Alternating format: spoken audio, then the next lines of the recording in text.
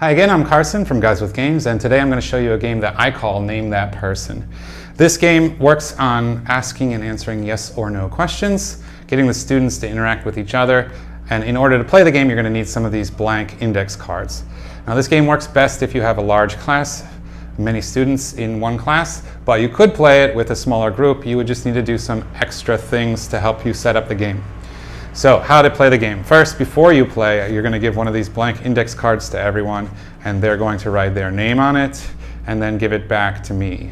And then after me, the teacher, I'm going to collect them all, I'm going to shuffle them up, and then we'll play the game. So I have now a card with every student's name on one of them, and you'll divide the class into two teams, maybe this side and that side, and so you'll choose one person from each team to start round one. And in round one, the first thing they're going to do, let's say we have Billy and Susan here, and Billy and Susan, you need to explain to them, okay, what we're going to do is you are going to have a bidding war about how many questions you will need to ask in order to arrive at whatever card you draw. So let's say that, for example, I'm going to show you as the teacher, I draw this card. Now I can't see what it says, but I am a person in this room. I know that. I can ask yes or no questions to arrive at finding out, who I am, such as am I a girl? And then they would say no. Am I on this side of the classroom? And they would say yes. Am I sitting at table 3? No. Am I wearing a mask? No. Am I wearing a hat? Yes. Oh, I know. I'm Carson. I'm myself. Okay, good. You got it. How many questions was that? All right. So in order to be the person to come here, you need to have a bidding war with the other person. So it would work like this. Billy would say, I think I can guess who I am in 8 questions. I could ask 8 questions and then find out who I am. And then Susan would have to beat that number or say, okay, go ahead and try. So maybe she would say, well, I can do it in 6 questions.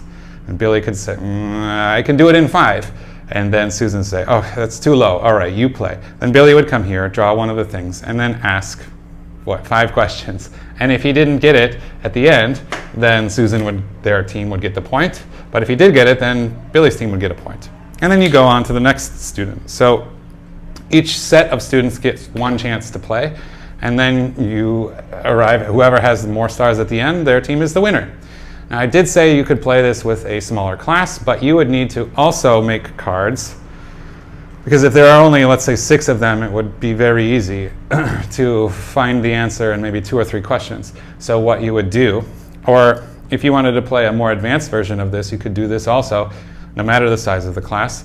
You would go through, before you played this game, before you made the cards, and you would talk to the students about famous people or characters that they all know. Now this is ideal if you have some material with characters that are repeatedly referenced in that material. So if you were reading, I don't know, we were reading Tom Sawyer recently in my class. We could write Tom Sawyer as one of the people. Maybe everybody in my class would know who Iron Man is, so we could write Iron Man as one of the people.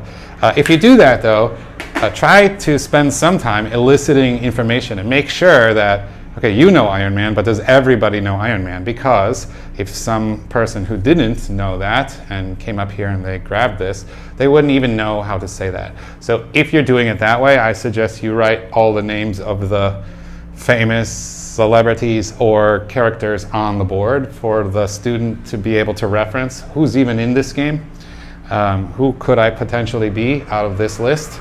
But that's how you play. And so it's another just very quick game, getting the students some time using English in front of their peers, asking yes or no questions in a fun way.